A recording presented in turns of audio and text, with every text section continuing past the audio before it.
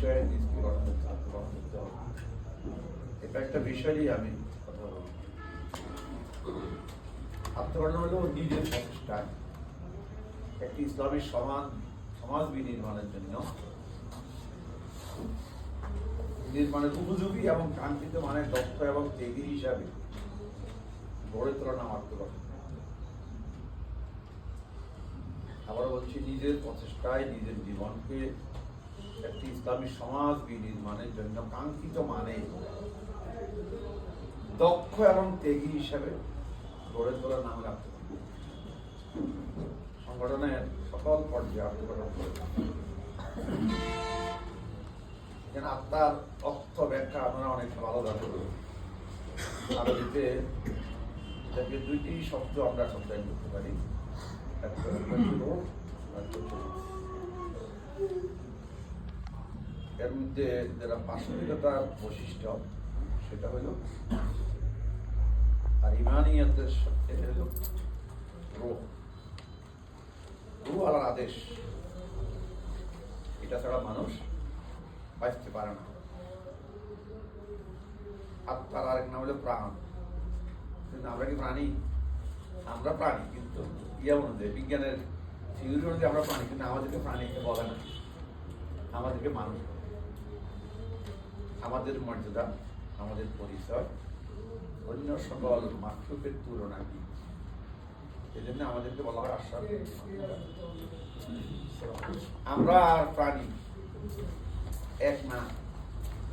আপনার একটা গরু যদি আপনার রশি ছেড়ে দেন, তাহলে সে যে ধান খেতে ঢুকে পড়বে খাওয়ার জন্য, সেটাকে আপনার অন্যকার এই ভাবার মতো চিন্তা শক্তি সে প্রাণী আমার আপনার শুধু নিজের জমি নয়, অন্যের জমিতেও যদি এরকম পশু একটা ঢুকে পড়ে ফসল খাওয়ার জন্য, আর অন্যের জমি হলে আপনি তাকে বাধা দিবেন মানবিকতার কারণে।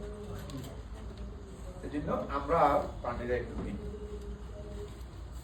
আত্মগঠনের জন্য আত্মগঠনের গুরুত্ব, আত্মগঠনের একটা গুরুত্ব হলো দেশের নেতৃত্বের পরিবর্তনের জন্য। আর ইসলামী আন্দোলনের মূল লক্ষ্য নেতৃত্বের আমূল পরিবর্তন।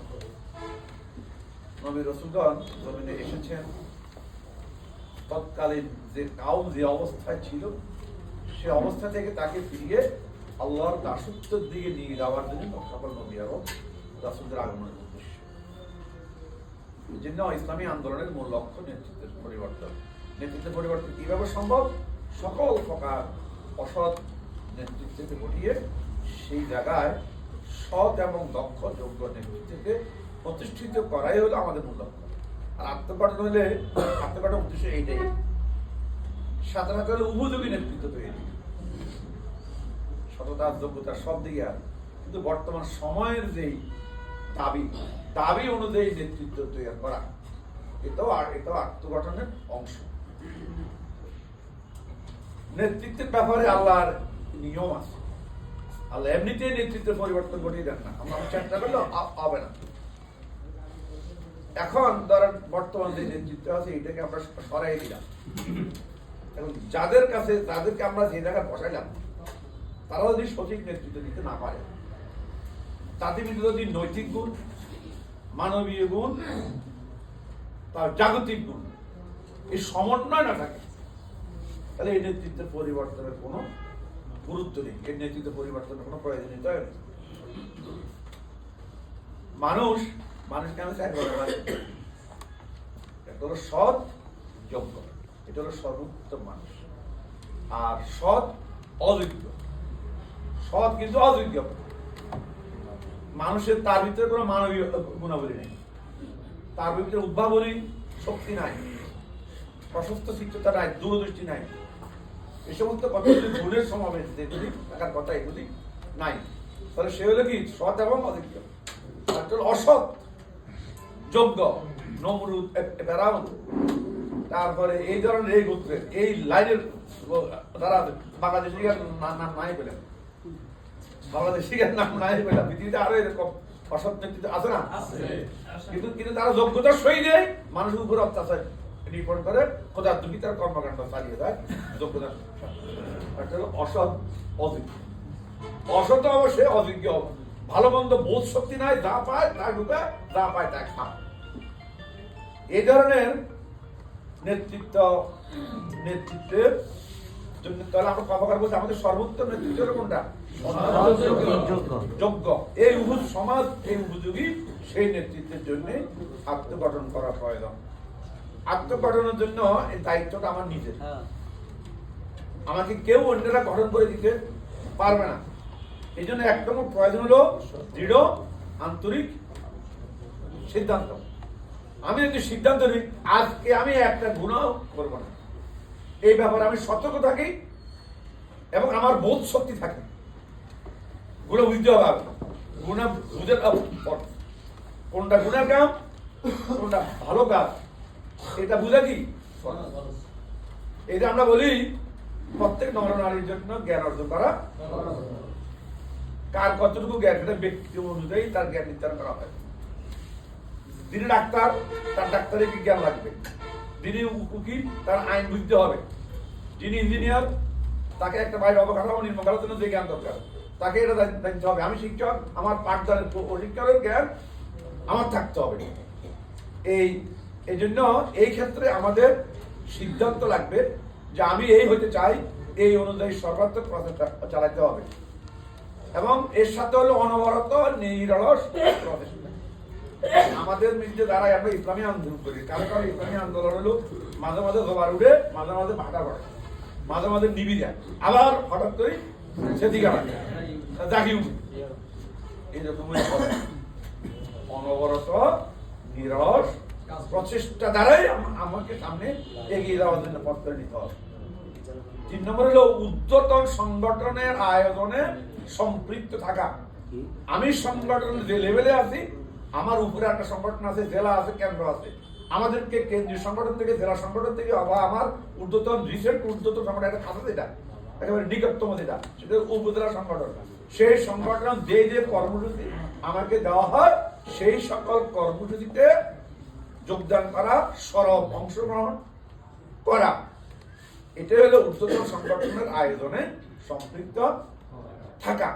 আমি গড় প্রোগ্রাম আমার খুব ভালো পারি, কিন্তু যখন রাস্তার প্রোগ্রাম দেওয়া হয়, মাঠের প্রোগ্রাম দেওয়া হয়, তখন আমাকে আর সেখানে খুঁজে পাওয়া যায় না। আমাকে সব জায়গায় খুঁজে পেতে হবে। হ্যাঁ, রেস্ট্রিকশন আছে কিছু কিছু ক্ষেত্রে সরকারি চাকরি করে। আমি প্রকাশ্যে আমাদের মিছিলে গেলে, সভা সমাবেশে গেলে কেউ দেখলে সেখানে আমার কর্মস্থলে ক্ষতি হতে পারে, সেই সুযোগ আছে আমাদের। কিন্তু কিছু কিছু ক্ষেত্রে আমাদের উপস্থিতিটা আমাদের কর্মসূচির মর্যাদা বাড়ায়, তারপর আমাদের আন্দোলনের স্পিড বাড়ায়, অন্যরা আমাদেরকে অনেককে দেখে উদ্বুদ্ধ হবে। এই জন্য এরপর হলো আত্মগঠনের 3টি বিষয় আত্মগঠন। একটা হলো ব্রেইন, একটা হলো ব্রেইন, আর একটা হলো আত্মা বা নফস, আর একটা হলো জ্ঞান। 3টা জায়গায় আমার দেখেন, একটা হলো আমার চিন্তা শক্তি, ভালো মন্দ বোধ শক্তি, বোঝার শক্তি থাকা। আমাকে অবশ্যই ভালো মন্দ বুঝতে হবে। ভালো মন্দ বোধ শক্তি না থাকলে আমার কোনো জ্ঞান নেই। 2 নম্বর আত্মা, নফস। আমার আত্মা কোন দিকে যায়, নফস কোন দিকে যায়। এরপরে দুইটার আত্মা এবং নফস, ব্রেইন এবং নফসের সাথে দেহের সম্পর্ক। দেহটা হলো শুধু আমাদের হুকুম দিলে সে কাজ করে, ব্রেন তাকে আদেশ করে। চিন্তা শক্তি শুরু হয় থেকে ব্রেন থেকে শুরু হয়, নার্ভ, স্নায়ুতন্ত্রের মূল হেডকোয়ার্টার হলো মাথার ভিতর থেকে সারা দেহে প্রবাহিত হয়। একজনকে থাপ্পড় দেওয়া শুরু করলে সে চলে যায় কেন? তাকে ব্রেন অর্ডার দিয়েছে তুমি আইতে আছে। পায়ে ব্যথা করলে ব্যথাটা অনুভূতি হয় মস্তিষ্ক থেকে, এরপরে ব্যথাটা অনুভব হয় আমার দেহের ভিতরে। এই জন্য আমি একজনের উপরে হাত তালা দিলাম, পারমিশন দেয় কি দেখো, তাহলে আমার এই ইয়েগুলি দেহের অঙ্গ প্রত্যঙ্গ যা কিছু আছে এটা হলো ব্রেনের বলা, ব্রেনের পারমিশনে সে সকল কাজকর্ম করে থাকে। আত্মগঠনের জন্য 3টি প্রস্তুতি, 3টা বৈশিষ্ট্যের সমন্বয়ে করণীয় বিষয় হলো আত্মগঠন। তিনটা, একটা হলো জ্ঞান অর্জন, আরেকটা হলো উন্নত আমল, আর হলো দক্ষতা। তিনটা করণীয় কাজের হইল আত্মঘটন। যেমন জ্ঞান অর্জন, জ্ঞান হলো সকল কাজের আগে প্রয়োজন। রব্বুল আলামিন আগে দুনিয়াতে জ্ঞান পাঠিয়েছে, ওহির ধারাবাহিকতা আগে আসছে জ্ঞান, ধারাবাহিকতা দ্বিতীয় পর্যায়ে আসে